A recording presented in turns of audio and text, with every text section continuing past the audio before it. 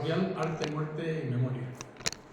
La va a impartir Jesús Ángel Sánchez Rivera, que es el doctor en Historia del Arte por la Universidad Complutense de Madrid y también es profesor de la Universidad Complutense de Madrid.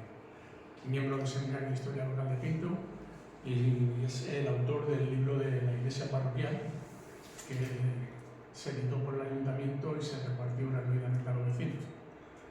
Conoce la Iglesia casi mejor que los que decimos. Y sin más, os dejo con Jesús y vamos a disfrutar seguro. Pues nada, buenas tardes.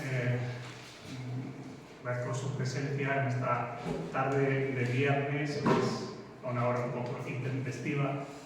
En principio, cuando se planteó un ciclo dedicado a la familia Pantoja y hablamos de cómo encajar algunos de los estudios sobre la Iglesia en torno a esta temática, pues planteé este título, ¿no? Tengo que confesarles que el título, como lo concebí yo, a cómo luego lo he desarrollado, pues ha cambiado un poco, ¿no? Y lo van a ver. Y ha cambiado un poco porque, entre otras cosas, los enterramientos de los Pantoja en la iglesia de Pinto daría para mucho, pero habría mucho que investigar todavía sobre eso y no tenía tampoco tanto tiempo para hacerlo. Y también porque, un poco fruto de la relación en este grupo del seminario de Historia Local de Pinto, pues hicimos hace unas semanas una visita a Auclés, ¿no? Y precisamente hablando con Sofía, pues me recordó estas coplas a la muerte de su padre, Jorge Manrique.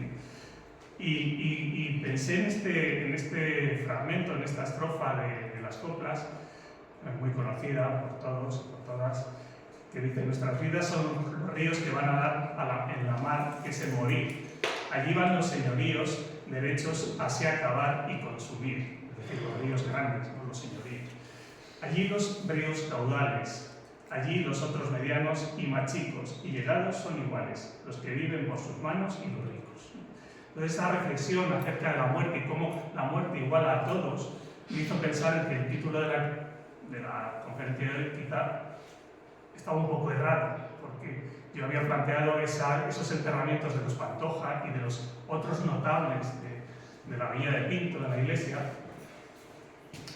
pero quizá también convenía hablar de otras personas anónimas o menos conocidas o menos notables según la sociedad de la época, la sociedad estamental, porque ya les digo que me voy a ceñir sobre todo a la Edad Moderna, es decir, entre los siglos XVI y XVIII, y fundamentalmente siglos XVI y XVII.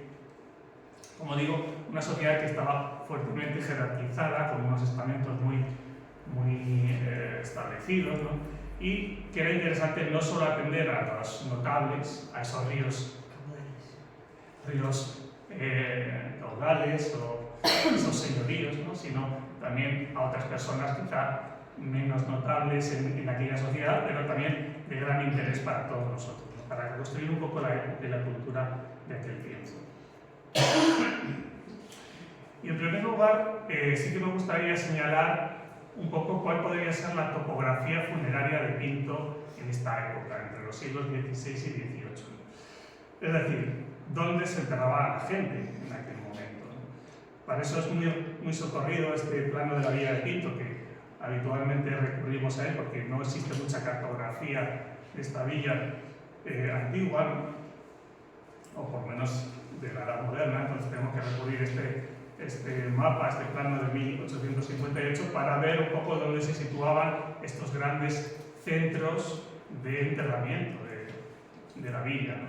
Podemos presuponer que el principal sería la iglesia parroquial, tanto el espacio interior sacralizado como el espacio anexo, que sería, digamos, lo que rodea a la iglesia, que también cumplía ya en estos momentos una función de cementerio.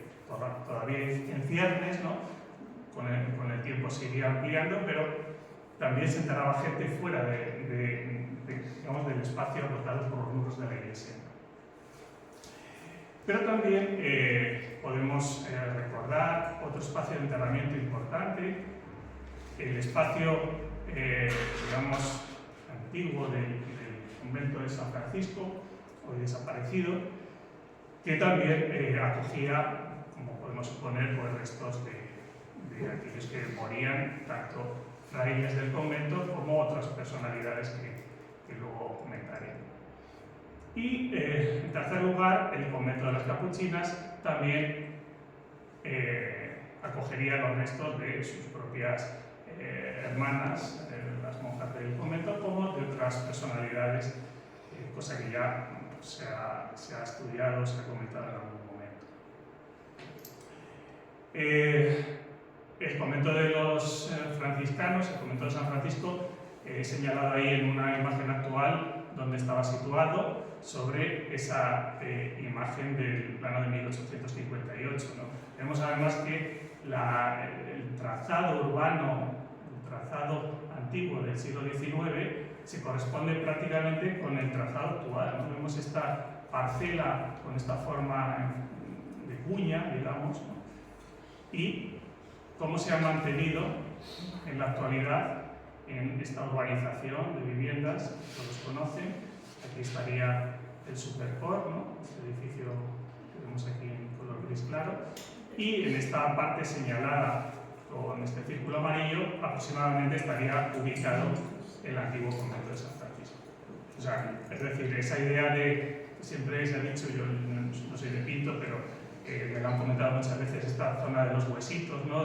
Porque aparecían restos de personas enterradas, pues se corresponde precisamente con ese edificio y con una de esas funciones que tenía, como era la de enterrar allí a los miembros de su comunidad y a otras personas.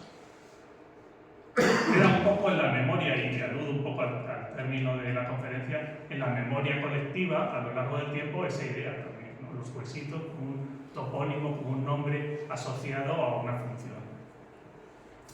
Este convento de San Francisco, quizá lo sepan, pues normalmente se data a mediados del siglo XIV. Hay fuentes que lo adelantan su fundación, pero probablemente sea del siglo XIV.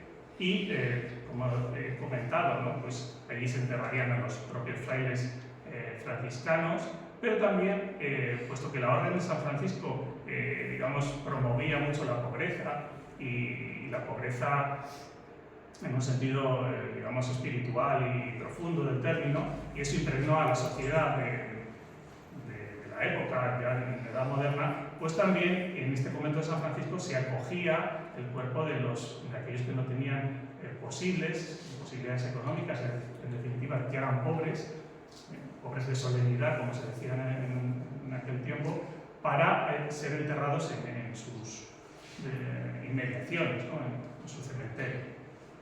Por lo tanto, vamos a asistir, cuando revisamos los libros de funciones, que muchos de estos pobres se menciona que son enterrados en este convento de San Francisco precisamente por su condición de pobres.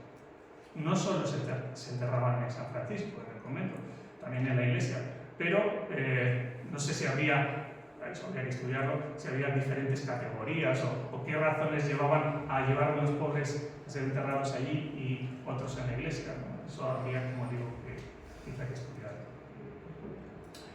Pero no solo se enterraba allí a gente de la orden o a gente pobre, también gente importante, gente notable de Pinto, fundaron allí, establecieron memorias y capellanías para ser enterrados y recordados en aquel lugar. Una de las más antiguas que aparecen registradas, no digo que fuera la única, pero los libros se han conservado pocos testimonios anteriores a 1550, y como digo, una de las más antiguas es esta que les he puesto aquí, de Aldonza Manrique, que fue una de las mujeres, la primera mujer del sexto señor de Pinto, don Gómez Carrillo de Castilla y Toledo. Es decir, ya desde ese momento, si no antes, se establece un vínculo entre los señores de Pinto y el convento franciscano. Se establece un vínculo incluso de considerar ese espacio del convento de San Francisco como un espacio propio, privativo de su linaje, de su familia. Bueno, hay muchos de estos aquí, yo se lo resumo un poco. De hecho, uno de sus sucesores, Luis Carrillo de Toledo, que va a ser el que alcance el título de primer conde de Pinto, pasa de señor de Pinto a conde, el primer conde de Pinto, en 1624, pues va a establecer allí su propio mausoleo, su enterramiento para él y sus descendientes, para su familia. De hecho, hay un testimonio, creo que lo recogía Elisa en un texto de hace años, hay un testimonio de la época de Carlos III, de alguien que visitó el convento antes de que se destruyera y se expoliara, que dice que se encontraba allí la escultura orante arrodillada del conde, a la manera de los retratos funerarios de la época, ¿no? Recordemos, por ejemplo, el grupo de Carlos V y su familia y Felipe II y su familia en el Escorial, ¿no? Que son grupos de retratos de la familia real arrodillada, orante, frente al altar mayor, ¿no? Pues de algún modo esta escultura sería algo similar, seguramente no en bronce, sino en piedra, en mármol, pero hay muchos retratos de este tipo de esa época. Y luego también, por ejemplo, esto es una investigación en curso, o sea que todavía podría rastrearse muchos más años, ¿no? Pero desde 1600 a 1645, que es los años que he registrado, he leído, pues se encuentran enterramientos de familias locales en este convento también. Es decir, que había personas que decidían no enterrarse, no pagar sepultura en la iglesia, sino en el propio convento, por especial afinidad a la orden de San Francisco, diferentes motivos que habría que estudiar evidentemente. Ahí están citados pues, miembros de la familia Vaquerizo, Romano, Cabello, Rojo, Ordán, Luis, Pinarrón, Correas, Morales, Rojas. He puesto ahí también, llama la atención, sin embargo, que no aparezca ningún Pantoja, por lo menos en estos años. Solo hay un caso dudoso, y ya les comentaré por qué, enterrado aquí en San Francisco. Llama la atención, bueno, yo entiendo que tenían, digamos, su feudo funerario en la iglesia y no en el convento. Bueno, o sea, tenían especial predilección por enterrarse en la propia iglesia parroquial frente a otras familias que alternaban, ¿no? También se enterraban en la iglesia parroquial, pero también podían hacerlo en el convento de San Francisco. El segundo espacio, digamos, funerario y sacro de la villa es este de las Capuchinas de Pinto, que bueno, pues, estudiaron hace unos años, sobre todo a nivel de archivo, Luis y Parroquia Tobar, y bueno, han quedado algunos restos de esa memoria, digamos, fúnebre en este espacio, como esta lápida, una de varias, en este caso de uno de los marqueses de Castrofuerte, que fueron los fundadores en origen de este convento, como bien saben. En este lugar se enterraban obviamente las monjas de la propia comunidad y en este lugar se enterraron los propios fundadores del convento. Ahí les he señalado, don Pedro Pacheco y María Miño serían los fundadores o los que primero conciben el convento, aunque María Miño falleció y al parecer, según lo que he podido leer de esta investigación, pues sería Francisca Sarmiento, la tercera esposa de Pedro Pacheco, la que sería enterrada junto a su marido en el convento. No sé si la primera esposa, no sé si está investigado o no, también se enterró allí o si sus restos fueron llevados a otro sitio. Pero también en este convento he detectado, no es algo que haya estudiado con detenimiento, pero sí rastreando documentación de archivo he visto alguna mención. Aquí había gente que también pagaba por ser sepultada allí. Por ejemplo, se menciona a mediados del siglo XVII doña María de Salas, ¿no? Y el término doña ya indica un poco el rango, la posición social que esta mujer hubo de tener. Y el tercer lugar de enterramiento, el más importante, evidentemente, que he dejado para el final porque es el núcleo de mi intervención de hoy, es lógicamente la iglesia parroquial. La iglesia parroquial, y he traído dos imágenes que hablan también un poco de esa idea de la memoria, ¿no? La iglesia parroquial tal y como fue, que no es la que hoy tenemos, y ahí en la torre antigua y la portada antigua de la iglesia, y la iglesia incluso a veces, y esto es algo que la memoria nos provoca, la iglesia cómo se imaginaba a veces, ¿no? Cómo se imaginaba, en cierto modo, cómo la memoria nos transforma los recuerdos o las realidades de un momento dado, como se puede ver en esta pintura del siglo XIX, donde esa vista de Pinto, que en algunos puntos es bastante fidedigna, en otros es bastante fantasiosa. Por ejemplo, detrás de la iglesia se ve aquella montaña, que parece más una montaña de la sierra de Segura que más que de esta zona. Es decir, un poco la idea de que a veces cuando investigamos cuestiones de carácter histórico, del pasado, pues a veces también introducimos cosas, fantasías, ideas de nuestro propio presente, ¿no? En este caso el pintor quiso imaginar una villa de Pinto un poco pintoresca, ¿no? Exótica, a la manera de los viajeros del siglo XIX. Como les decía, la iglesia parroquial puede servir también para estudiar la sociedad y cultura en torno a ese espacio sagrado y en torno a esa idea, los usos funerarios, etcétera, de aquel momento, ¿no? Más allá de estudiar personalidades concretas, ¿no?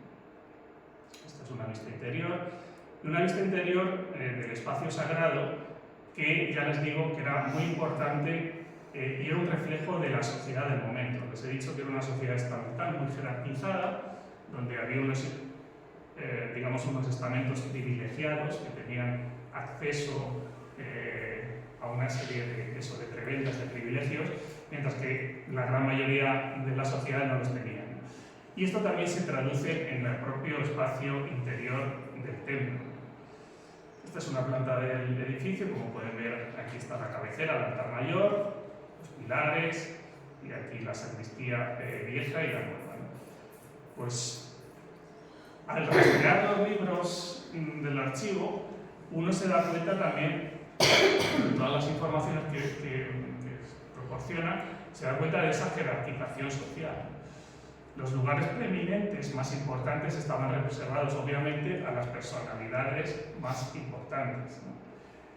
La capilla mayor y lo que se consideraba el coro, esta zona frente al altar mayor, era el espacio más importante. De hecho, se reservaba para los clérigos, para los cantores y para los músicos. Y no es que los cantores y los músicos fueran especialmente importantes en la sociedad, sino que en aquel uso social o, digamos, socio-religioso que se hacía en aquel momento, que era la misa cantada, cumplían una función importante. Se les tenía que oír a los cantores y a los músicos bien en las misas cantadas. Por lo tanto, tenían que estar al lado de los clérigos, al lado de quienes oficiaban la misa. El otro espacio, digamos, anejo también de importancia sería estos que están frente a los retablos colaterales. Al retablo de San Juan Bautista, hoy día no aparece ninguna figura de San Juan, pero en aquel momento estaba dedicada a San Juan Bautista, y el retablo de Nuestra Señora de la Antigua, que hoy día tampoco tiene una imagen, o no tiene la imagen original de Nuestra Señora de la Antigua. Me gustaría saber qué pasó con esa imagen, pero que en su día debe ser también muy importante. Luego volveremos sobre eso porque van a salir más veces. En la documentación de archivo también se ve cómo otras personalidades, bueno, mejor dicho, en esa zona aledaña al coro y en los retablos colaterales se enterraban familias normalmente preeminentes y también clérigos, habitualmente. Tenían, digamos, ese privilegio en una sociedad estamental, gente con privilegios. Gente quizá de un rango importante, pero un poco en una escala menor, solía enterrarse cerca de esta zona. Es decir, hay menciones a que personas se entierran en el primer arco de la iglesia. El primer arco podemos entender que es este. No sabemos muy bien en qué sentido va el arco, si es el arco fajón, es decir, el que va en sentido, digamos, horizontal si quiere, o es el perpendicular este. No lo dicen, evidentemente, pero dicen el primer arco de la iglesia, ¿no? Entonces, tendría que estar esta zona. Luego también hay menciones topológicas o topográficas, mejor dicho, ¿no? Es decir, a veces se menciona que el sepulcro está al lado del púlpito antiguo. Hay una mención de 1535, me parece, de un señor que procedía de un pueblo de Burgos que se entierra junto al púlpito nuevo. Ese púlpito maravilloso que se acababa de hacer o se estaba terminando y que, digamos, es la referencia para decir su sepultura está al lado del púlpito. Y luego tenemos también personas que se entierran junto a la pila bautismal, y lo mencionan en los documentos. Ahí he puesto una interrogación porque yo no sé muy bien si estaba en un lado u otro, pero estaba a los pies de la iglesia, seguramente. Es que no se ve muy bien la fecha, pues, o aquí o aquí. Hay menciones a eso. Y luego también hay muchas menciones a personas que se entierran en el tercer arco de la iglesia. A veces se dice en la nave de San Juan, a veces solo se dice el tercer arco. Si no dice la nave de San Juan, sabemos que es la de aquí. Bueno, podría ser uno u otro. Pero habitualmente, cuando se enterraban en este tercer arco, eran personas de, digamos, un estrato social inferior, es decir, más, incluso algunos pobres. Se referencia como que se entierran ahí, en el tercer arco. O sea, para que veamos un poco las diferencias en el propio espacio, cómo se marcaban a la hora de enterrarse, cómo se marcaban muy bien, ¿no? Más cerca del altar mayor rango social. Más alejado, menor. Me gustaría saber quiénes se enterraban o cuándo se empezaron a enterrar, porque hay alguna mención en el cementerio. Hay una mención del siglo XVI que se habla del cementerio. No sé si sería un osario, una especie de fosa común, o que se iban allí retirando huesos. Eso hay que investigarlo todavía.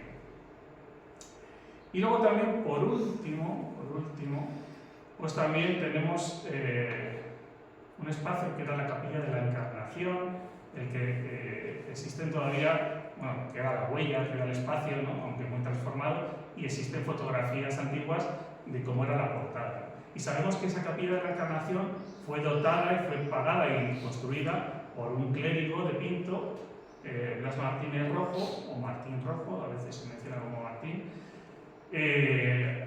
a mediados del siglo XVI, no sabemos la fecha exacta. Y que tuvo un retablo que es el que se conserva actualmente, que luego volveré sobre. Sí, espacios, digamos, también privilegiados dentro del templo, ¿no? Una persona que era capaz de costear todo un espacio dentro del espacio del templo, sin ser esta iglesia una iglesia que tenga capillas o capillas, digamos, aparte o independientes como otras iglesias que podemos pensar o pensemos en las catedrales, ¿no? Por hablar de templos más suntuosos. En la documentación de archivo, en los libros de defunciones, se aportan muchos datos que nos permiten reconstruir esa sociedad y esa cultura del momento. Son datos muy escuetos, son menciones muy breves, pero cuando uno lee mucho a lo largo de muchas páginas, de muchos folios y de muchas décadas de escritura, digamos, se da cuenta de un poco de las constantes que se permanecían a la hora de morir, cuáles eran las cosas que se repetían y la riqueza que a lo largo de los siglos ha proporcionado estos datos, estos archivos parroquiales. He intentado, digamos, sintetizar algunas cosas que he ido leyendo, pero como digo, es una investigación que podría crecer mucho más, ¿no? He ido recogiendo, por ejemplo, lugares de procedencia de las personas, ¿no? A veces puede ser procedencia de la persona difunta, u otras veces de su familia, ¿no? Y fíjense la cantidad de localidades que he anotado, ¿no? A veces se dice natural de o vecino de. O sea, natural es que había nacido en un sitio, vecino es que residía en ese sitio, pero no tenía por qué haber nacido allí. Y fíjense, desde localidades cercanas o en el entorno geográfico de Pinto, un poco del centro peninsular, ¿no? Noblezas, Valdemoros, Cienfuegos, lógicamente, Cubas, localidades que hoy en día están en Madrid o en la Comunidad de Madrid, de Toledo, hasta otras localidades un poco más alejadas, ¿no? Valencia, Villena, Linares, Sevilla, Jerez, Ávila, Segovia, Castilla, la Vieja, Castilla la Nueva, incluso de Ornedo, que está en Cantabria, ¿no? O sea, lugares ya un poco más alejados y evidentemente conforme más nos alejamos, pues hay menos personas mencionadas de esa localidad, ¿no? Lo más habitual es ver gente de localidades cercanas. A veces se alude a ellos por gentilicios, ¿no? La morellana, ¿no? En Morella, Castellón. O se dice murió en tal lugar, ¿no? Murió en Torote, por ejemplo. A veces se alude al paisanaje, digamos, a los gallegos, ¿no? Que a veces se dan datos de la localidad concreta, o a veces se dice del arzobispado de Santiago de Compostela, de Lugo, tal. A veces se dice Navarro, Aragonés, Vizcaína. O sea, fíjense la riqueza de alusiones gentilicias que encontramos. Y por supuesto también hay, digamos, extranjeros. Portugueses hay bastantes, he encontrado bastantes. Algún francés. En estos años de la primera mitad del siglo XVII he encontrado como 3 menciones a franceses e italianos también. A veces por el nombre se saca, ¿no? Giacomo, no suena italiano, tiene que ser italiano. Y a veces porque se dice Andrés de Nápoles, ¿no? O sea, se dice la ciudad de procedencia. Por cierto que Nápoles en este momento pertenece a la monarquía hispánica, o sea, no era raro tampoco esa relación con la ciudad. También los nombres nos dan indicios, nos dicen cosas, ¿no? De estos difuntos. Por supuesto, no me voy a meter en los nombres que más se repiten, pero se repiten algunos, Francisco, Juan, y tenía que ver con esas devociones y también con el calendario religioso, muchas veces, ¿no? Pero sí que me voy a fijar en una particular porque tiene que ver con esta localidad. Hay algunos nombres de difuntos que se llamaban Eufemia, que es un nombre bastante raro. Y en la primera mitad del siglo XVII he encontrado hasta 3 difuntas llamadas Eufemias. Y tiene que ver seguramente con las reliquias de Santa Eufemia que estaban en la iglesia parroquial, que ya desde mediados del siglo XVI, si no antes, se encontraban allí y se les dieron importancia y, digamos, cierta relevancia dentro del templo, ¿no? Incluso permanece un cuadro hoy día del martirio de Santa Eufemia que recuerda eso, ¿no? Que recuerda que en un momento dado hubo reliquias de esta santa, o pretendida santa, de la antigüedad. Por supuesto también los apellidos, los parentescos y otras informaciones nos aportan una riqueza extraordinaria de datos, de informaciones acerca de la sociedad. Pues lo hemos visto, ¿no? Las familias, digamos, que se repiten, cuyos apellidos se repiten en Pinto constantemente. Los Pantoja, lo he puesto en primer lugar porque el ciclo trata sobre los Pantoja, que a veces se menciona Pantoja, pero otras veces Pantojo. Y incluso he leído Pantijo, no sé si por deformación, pero sí que cuando encontramos escrituras más antiguas hay alguna referencia a eso, es Pantijo. Y lo de Pantoja, Pantojo, pues yo supongo que era a veces pues hablar de masculino femenino, ¿no? Había hombres que les ponían su Pantoja, pero otras veces les ponían Pantojo, ¿no? Sobre todo, digo, más al principio, más hacia el siglo XVI. Bueno, los Correas, los romanos, pero también se dice ese hijo de no sé qué, la romana, ¿no? O sea, a veces se cambiaba el género con una intención concreta, ¿no? Otras veces hay alusiones de parentesco, ¿no? De ser padre del cura, la mujer tal, o la de no sé qué, el marido de tal. el hijo de tal, el yerno de tal, el vecino, vecina, o sea, era un poco referencias cuando no era muy preciso el conocimiento de esa persona, pues se daban unas indicaciones más o menos de referencia.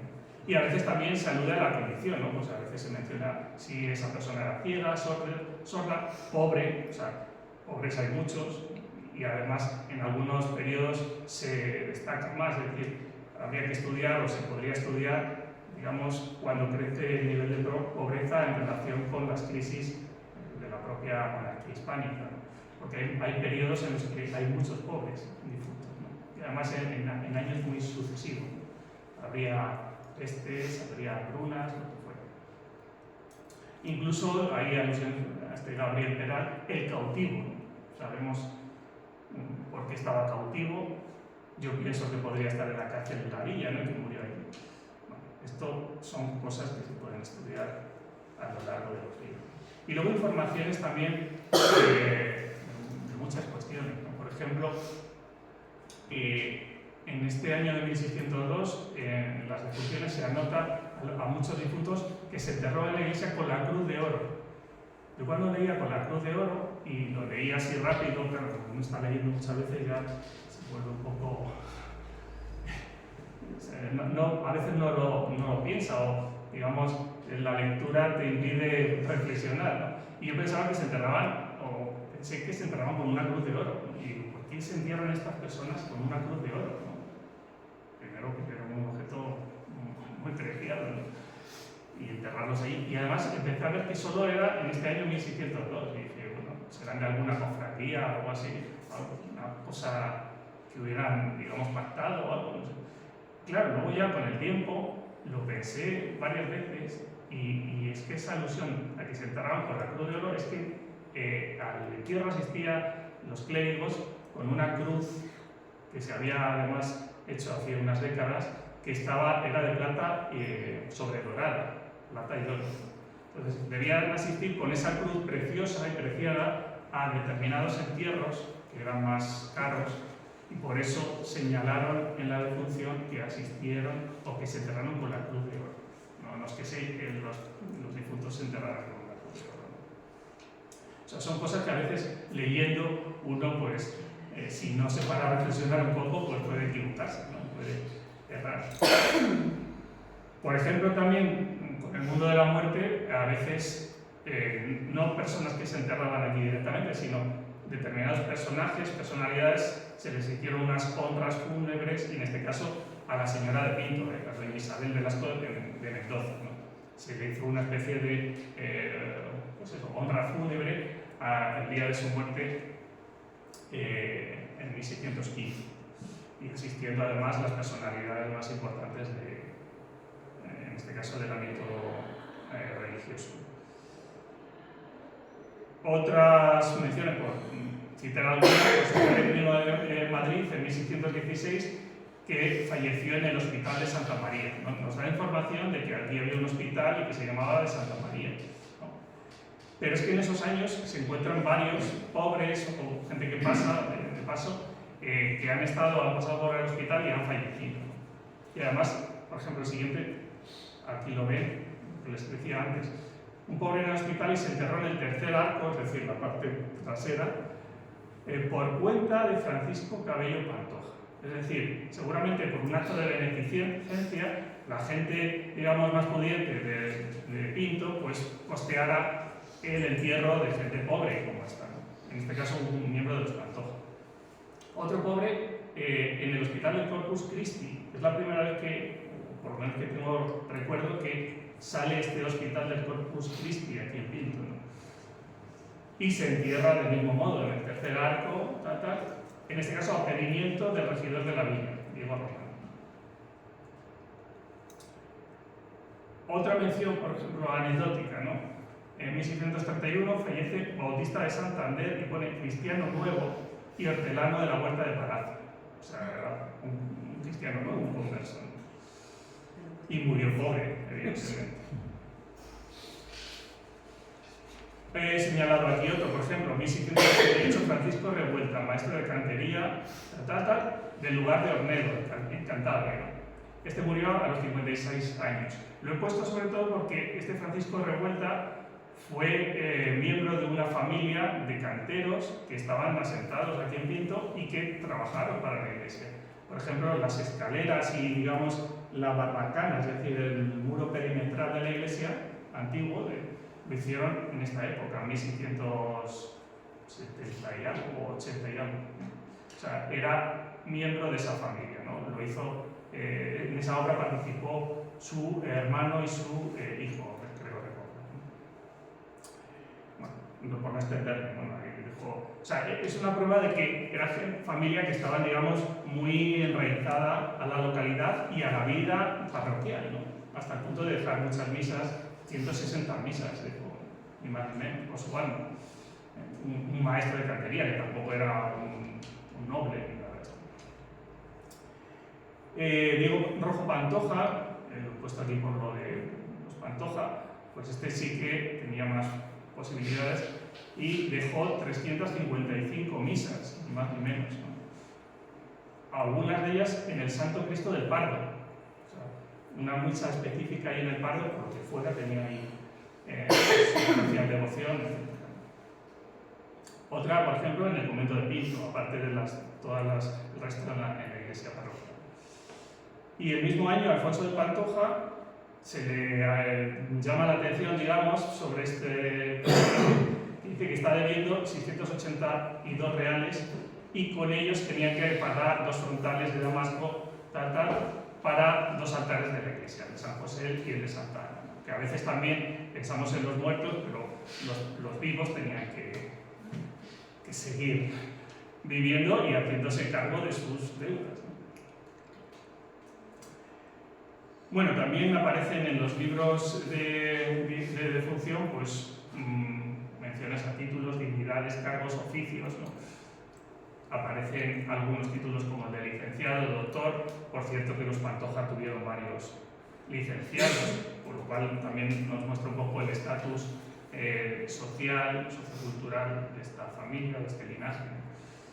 Hace alguna referencia también a los marqueses, en este caso marqueses y condes de Pinto. Bueno, esto lo dejo un poco, paso por encima, ¿no? Por supuesto, dignidades eclesiales, pues canónigo, cura, beneficiado, aparece el gobernador de Pinto, el regidor, los regidores, los alcaldes, y por supuesto todo un sinfín de oficios, desde el escribano, el clérigo, hasta otros un poco más extraños, ¿no? Ahí pongo un torero que lo pongo ahí con una interrogación, porque no sé si es que se lee torero o se lee otra cosa, ¿no? Porque a veces la dificultad de leer determinadas letras y documentos pues es obvia, ¿no? Y por eso uno tiene que andar con precaución, ¿no? Uno lee torero, pero a lo mejor esto en el siglo XVII a lo mejor era exagerado, ¿no? Bueno, hay un montón de oficios, ahí muchos de ellos se podría estudiar también la relación que tienen con la parroquia en relación a las cofradías, por ejemplo, los oficios de la madera, carpinteros, ensambladores, escultores, etc. Incluso los que hacen carros tienen que ver con la cofradía de San José, el protector, el patrón de aquellos relacionados con oficios de madera, ¿no? Entonces, muchos de estos seguramente no los encontraríamos como miembros cofrades de esta cofradía de San José, por decir algo. A veces se habla del santero, ¿no? el que estaba encargado de la ermita, el mayordomo o el criado del marqués, o el criado de los Pantoja, a veces también. Bueno, esto también habla del rango social, ¿no? La capacidad de tener toda una clientela, una familia extensa en torno a sus criados. Quizá me voy a extender mucho. Bueno, aquí les he traído una firma de un licenciado, en este caso de los Pantoja, que se lee ahí claramente el apellido, ¿no? Y además es una letra bonita, en este caso de 1582. Y por hacer una vista así rápida, alusiva a esta familia Pantoja, pues fíjense que de 1600 a 1639, que es cuando lo que he podido registrar hasta la fecha, evidentemente hasta la fecha de hoy, que no me ha dado tiempo a seguir, pero se podría hacer un estudio mucho más allá de 1639, pues todos los Pantoja, con apellido Pantoja, que he registrado difuntos entre ese rango de años, ¿no? 1600-1639. Todas estas menciones a los Pantojas, ¿no? A veces con alusiones, por ejemplo, al rompimiento, es decir, la sepultura en el coro, es decir, en la zona privilegiada de la iglesia, ¿no? Este Gabriel Pantija, se lee Pantija, pero sería Pantoja. Luego criados, etc. Hay cantidad de datos curiosos en torno a esto. Por ejemplo, aquí habla de una María Pantoja, 1614, enterrada en el coro mayor junto a la nave de San Juan, y luego hablaremos de eso, les he hablado, ¿no? O sea, ese espacio quizá, digamos, privilegiado que estaba destinado a esta familia de los Pantoja, o por lo menos a una rama de ellos. Esto de 1601 al 15, y de 1616 o 18 al 39, pues otros tantos, ¿no? En total son casi 50 menciones con el apellido de Pantoja, difuntos. O sea, para que se hagan una idea de la extensión de esta familia en la Villa de Pinto en aquel momento. Las memorias y capellanías también eran digamos, una manera, como les pongo aquí, para sostener la iglesia, una fuente de financiación, ¿no? Pero también era una manera de perpetuar la memoria de aquellos que las fundaban y, como les pongo ahí, afianzar los vínculos socio-religiosos con los vecinos, ¿no? Es decir, era una manera de socializarse, ¿no?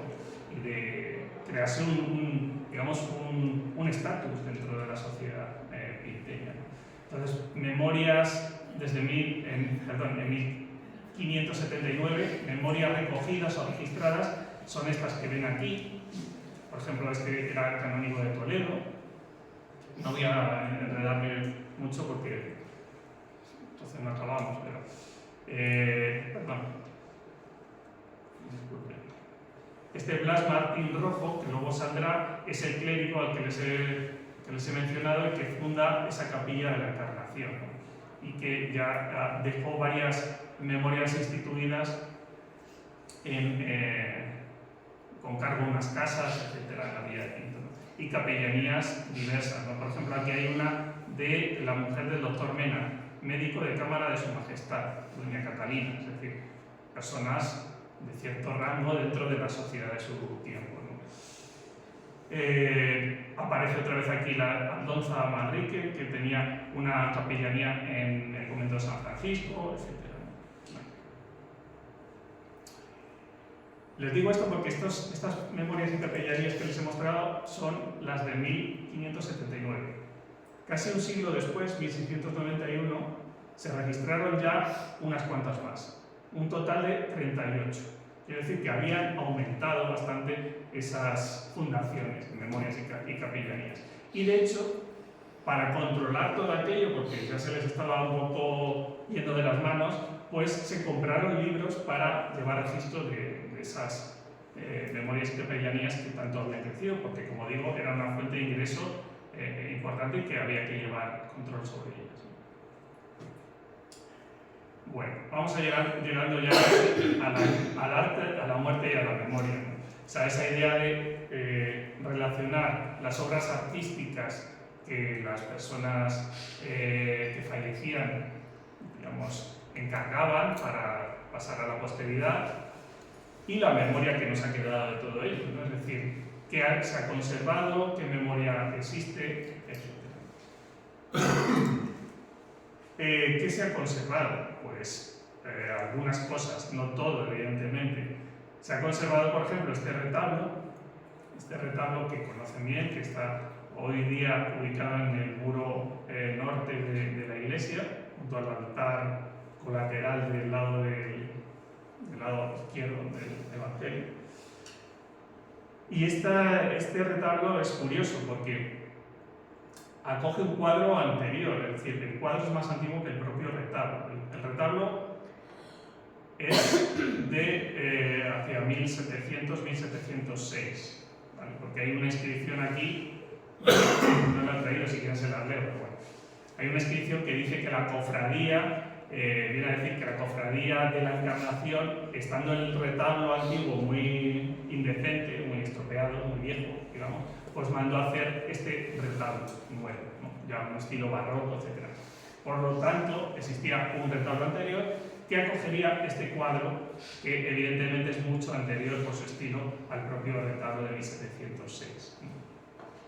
Y en este retablo, que representa una anunciación, pero que es el tema de la encarnación, recordemos la cofradía de la encarnación de Jesús en María, pues precisamente era digamos el título de esa capilla que había fundado el clérigo, ese cura, ese religioso de Pinto en el siglo XVI, que les he comentado antes, que era don Blas Martínez Rojo. Don Blas Martínez Rojo, que yo sospecho, vamos, estoy seguro de que es el personaje representado en la escena religiosa, aquí rezando. Esto nos introduce una duda, sino un pequeño problema, y es que este cuadro ha de ser de 1600, 1630, más o menos, por su estilo, etc. Y el retratado tuvo que morir mucho antes. Tuvo que morir, esta capellanía ya se menciona en 1576, por lo tanto, antes de ese año ya debió morir, ¿no? Por lo tanto, este ha de ser un retrato post-mortem, es decir, no se hizo del vivo, no se hizo del natural, teniendo al difunto presente, sino se haría con posterioridad, no sabemos si con una mascarilla de cera que se conservara, con algún dibujo previo, ¿no? o por pura invención, o copiando las facciones de algún familiar, no lo sabemos. Bueno, son digamos, las dudas que asaltan cuando uno está investigando estas cosas. Dos cuestiones más ya para mencionarlas. La mesa de altar de este retablo no es la original, de hecho estaba situada hace unos años, si lo recuerdan, antes de la restauración estaba situada en otro de los retablos coloniales de esta mesa de altar, ¿vale? Y además es muy posterior en la época. Y también este retablo tuvo que tener un remate, es decir, una parte, un ático, algún elemento que rematara esa parte alta. Eso se quitaría en algún momento y se desaparecido. Llegando a Pantoja, por fin, y espero que no me coja el tiempo, haciendo un poco mención a esa frase popular, pues aquí tenemos una lápida, una de las pocas lápidas que se han conservado en la iglesia parroquial, y precisamente es de uno de los Pantoja, ¿no? Alfonso Pantoja Correa. Aquí está la lápida escrita en latín, lo que un poco indica la voluntad de su propietario por introducir una leyenda, digamos, un tanto oculta. Una inscripción en latín se tuvo que hacer con una intención y además redactada por alguien que supiera latín, evidentemente, ¿no? Quién sabe si el propio Alfonso Pantoja. Y lo que se puede leer, porque no está completa o no se puede leer completamente, es una traducción un poco libre de esta leyenda, no sé si Sofía me podría ayudar, que viene a decir: este sarcófago contiene los restos mortales de Alonso Pantoja Correa para sus parientes, y el derecho, y esto es importante, y el derecho de su esposa Francisca Morales a ser sepultada junto a él en el día de su muerte. Es decir, en la inscripción era muy importante señalar quién era el propietario y el derecho de la esposa, porque una vez que fallecía, a lo mejor la esposa luego se casaba con otra persona o lo que fuera, y los descendientes le impedían enterrarse junto a su marido en una sepultura que allí había un costeado. Entonces, el hecho de que se reflejara en la propia lápida ese derecho es un dato importante a tener en cuenta. Bueno, viene a decir algo así en memoria, pero no se lee bien, y luego murió en el mes de agosto de 1647 a la edad de 54 años. La mujer le sobrevivió, obviamente. Además está el escudo de los Pantoja, de los escudos ya se ha hablado en otras conferencias, habló Luis y habló Mario también, acerca de estos escudos también que se localizan en varias casas de Pinto todavía.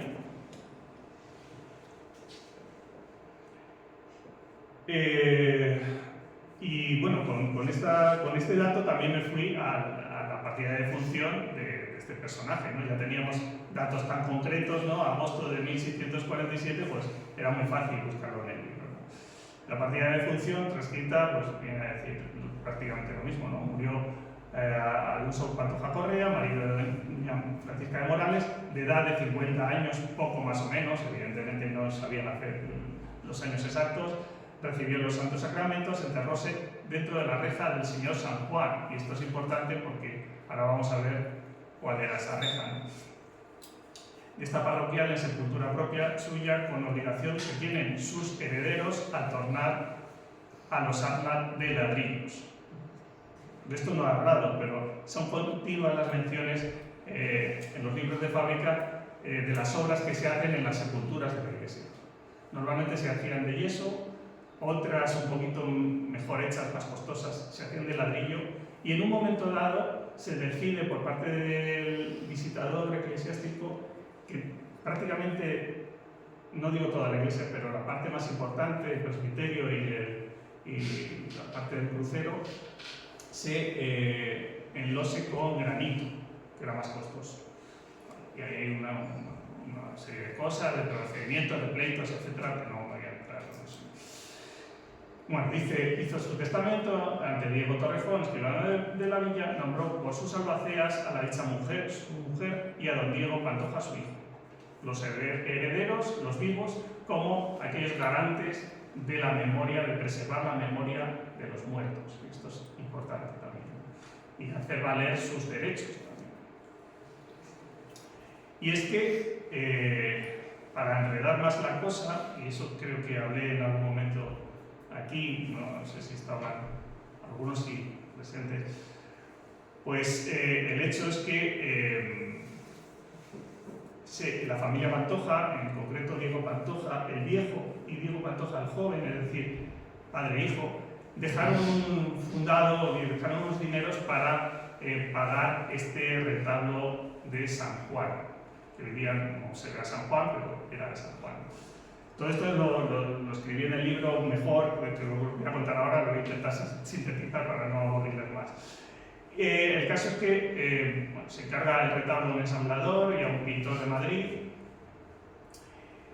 y hay una serie de, digamos, de intenciones por parte de los Pantoja también de hacer efectivo unos dineros y de incluso ser enterrados frente al otro retablo, el de Nuestra Señora del Antiguo. El caso es que al final las autoridades eclesiásticas les derivan a su retablo, a su zona de la iglesia, que es la de San Juan, y dicen que se entierren allí con una reja, bla, bla, bla, bla, bla, que es como efectivamente sucede, ¿no? El retablo se paga y se termina, creo que en 1629, si no recuerdo mal, sobre esa fecha, cumpliendo la voluntad de Diego Pantoja, el tío de Alonso Pantoja, el abuelo de Alonso Pantoja, y de Diego Pantoja, el joven, el tío de Alonso Pantoja, que es el que llevaría a efecto toda esta fundación y se quedaría allí en esa lápida una vez muerto. Respecto a la iconografía de este retablo, tengo que decirles que está muy transformada. La imagen de San Pedro que ven aquí, en la parte del nicho, no sé si aquí, y el cuadro que ven por debajo en la calle central, no son originales del retablo. Esto no estaba aquí. Seguramente por San Pedro habría un San Juan Bautista, pienso yo, pero no ha quedado nada de eso, por lo menos que yo sepa. Y este cuadro del Calvario se colocó en la última restauración. Estaba fuera, desubicado, y lo colocaron ahí porque les convenía. Pero en origen seguramente estuvo este otro cuadro que todavía se conserva. Es la imposición de la casulla a San Ildefonso. Ildefonso es el patrón es el santo protector de Alfonso Pantoja. Entonces, tiene mucho sentido que se colocara aquí ese santo protector. Bueno, el retablo tiene en la parte superior San Jorge, que sabemos que existía antes de construirse el retablo una imagen de San Jorge, por lo tanto la advocación ya era antigua, era anterior al retablo. En los documentos se cita una imagen de San Jorge. Cuando se cita imagen, normalmente uno entiende imagen de bulto, es decir, una escultura, pero también se podría entender como un cuadro. Es un poco una duda que todavía tengo ahí. Es una imagen de San Jorge que les he puesto aquí una estampa, está tomando totalmente esta estampa o tomando esa imagen de San Jorge a caballo matando al dragón de la estampa del siglo XVI de un grabado flamenco que ahora no viene al caso comentar. En la parte de arriba hay dos santas que llaman la atención aquí, ¿no? Santa Lucía y Santa Catalina de Alejandría, seguramente por advocaciones, por una devoción particular de los Pantoja hacia estas santas, o incluso podemos pensar, y eso habría que estudiarlo también, si alguna de las mujeres, digamos, las matriarcas de la casa Pantoja en esos momentos se llamaran, alguna de ellas, Catalina o Lucía, podría ser. Me salto las escenas pequeñas, aquí hay una anunciación. Y los otros dos santos grandes, digamos, del retablo, San Antonio Abad y el que yo pienso que es San Diego de Alcalá. San Diego Pantoja, Diego Pantoja el viejo, el abuelo de este Alonso Pantoja. Por lo tanto, pues, digamos, la presencia de estos santos tiene también mucho sentido. Bien. La otra lápida que se conserva en la iglesia actualmente es esta, que también plantea problemas. Que además, de hecho, ayer mismo lo comentaba con Luis allí in situ. Esta lápida se lee muy mal, está muy borrosa, y de ella da cuenta, o digamos, da testimonio, recoge algunos datos Gonzalo Arteaga en el año 2001, creo recordar. Y dice que es una lápida de Manuel Orozco y su mujer. O sea, que aquí estaría enterrado otro de estos notables de la villa de Pinto, de los Orozco, según Arteaga. El problema es que la parte superior de la lápida, donde estaría el nombre de los difuntos, no se lee prácticamente. Entonces es muy difícil, habría que a lo mejor estudiarlo de otra manera. No sé. Lo que sí se lee es lo que les pongo a continuación, que da cuenta de un poco de cuándo se hace esa lápida y cuándo fallece el difunto, ¿no? el propietario. Dice, siendo arzobispo de Toledo, el excelentísimo señor cardenal don Pascual de Aragón, tal. Y dice además el cura propio de Pinto, que es don Bernabé Romano, que sí, además es un personaje que se puede rastrear en los documentos. Y dice, el año 1678, esa fecha la da Arteaga, no se lee muy bien, sí que parece un 7, pero no se lee muy bien si es el 78. El caso es que yo me he ido a los difuntos de ese año y no he encontrado a ningún Manuel Orozco. No, eso hay que seguir investigando acerca de esto. Si tienen alguna idea, pues adelante. Hay que decir también que la lápida es mucho menos artística que la anterior, es bastante torpe en la escritura, no está en latín, es decir, también habla un poco del énfasis del interés que pusieron en ella, ¿no? O incluso del nivel cultural de aquellos que estuvieran detrás de su realización. Les he traído también esta frase un poco ya de reflexión, de esta época además, de 1651, que dice, ¿quién no se quejará del tiempo que no gasta solo, sino consume las memorias más dignas de mármol y bronce, ¿no? Que es lo que ha ocurrido con esta lápida, ¿no? Que se ha desgastado a través del tiempo, ¿no? Es decir, es una reflexión acerca del tiempo y cómo todo lo consume, las memorias más dignas de mármol y de bronce. Las memorias se refieren a los monumentos fúnebres.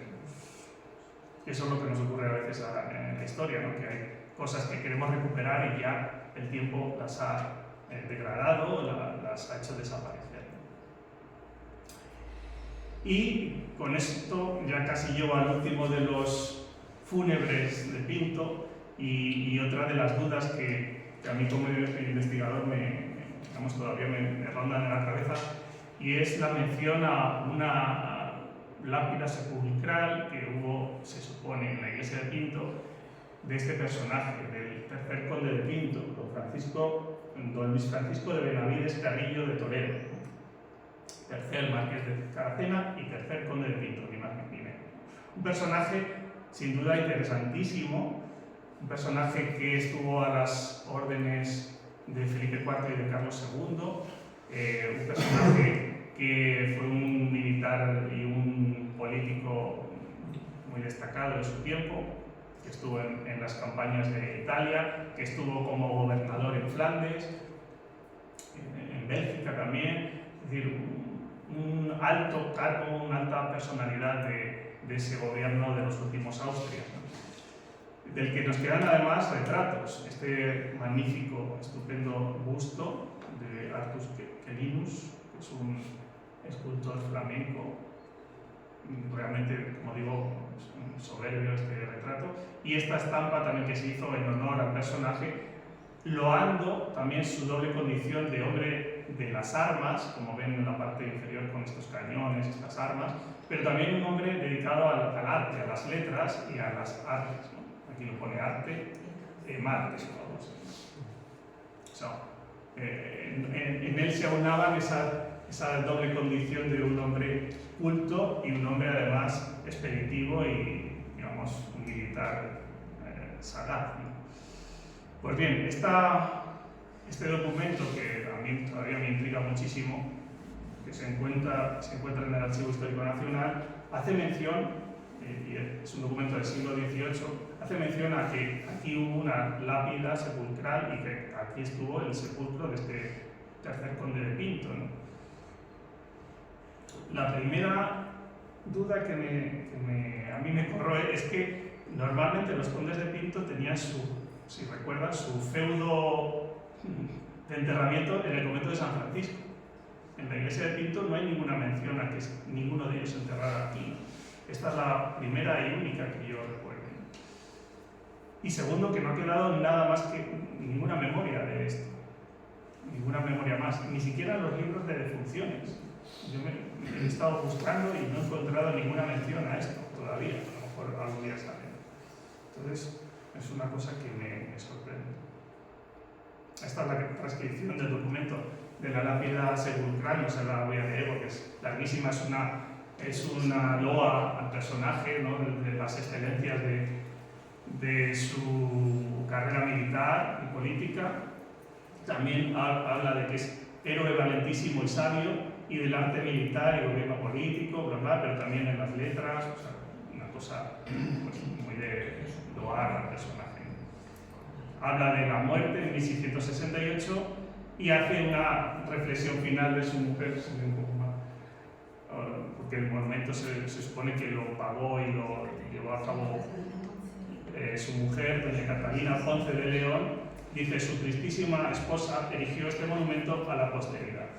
La idea esa de los vivos que se encargan de los muertos, ¿no? Mantener la memoria del muerto. Dice: última demostración de su amor, de su dolor y de su ternura, donde espera en la resurrección la perfecta inmortalidad, ¿no? Esa idea de el amor que trasciende incluso más allá de la muerte, que es muy barroca también, ¿no? Muy casi de Quevedo. Ya por casi terminar con una imagen para la reflexión, les he traído esta imagen de Antonio de Pereda, un pintor barroco, del barroco madrileño, que además hace dos pinturas del retablo mayor de la iglesia, si la recuerdan, la Adoración de los Reyes y la Visitación que está abajo, son del mismo pintor. Y este cuadro que se atribuye a Pereda, pues nos hace un poco reflexionar y nos trae a la memoria, nos podría evocar ese caballero, ese incluso tercer conde de Pinto, que está ensoñando el dormido, está frente a las riquezas del mundo material, ¿no? Y un ángel se le aparece en sueños y le advierte sobre la muerte, ¿no? Dice: la muerte hiere, pronto vuela y matan. O sea, es una pintura de vanitas, es decir, una pintura que recuerda la fugacidad de los bienes terrenales, el tiempo que pasa rápidamente y que todo otra vez acaba con la muerte. Es una mentalidad muy del barroco, muy de esta época que les he comentado. Y por así concluir, también otra frase, lo que podría ser la otra imagen de esa imagen, en este caso del Quijote, ¿no? Y que habla también, dice: te hago saber, hermano Panza, dijo Don Quijote, que no hay memoria a quien el tiempo no acabe, ni dolor que muerte no le consuma. Pues, un poco esa reflexión sobre el paso del tiempo y sobre la muerte les había querido traer hoy aquí a través de los Pantoja, pero no solo de los Pantoja, sino de la sociedad de Pinto del siglo XVI-XVII. Y con eso concluyo. Simplemente les animo a celebrar la vida, aunque hablemos de la muerte, celebremos la vida, estamos vivos, y seguir disfrutando pues, de estas jornadas del pasado o del patrimonio del pasado que bueno, pues, nos hacen también sentir un vínculo con esos que murieron, ¿no? Y que no tiene por qué ser algo negativo, sino yo creo que algo positivo, ¿no? Recuperar la memoria de aquellos que nos antecedieron también puede ser un germen de nueva vida, ¿no? Entonces, pues, simplemente con esta reflexión acabo.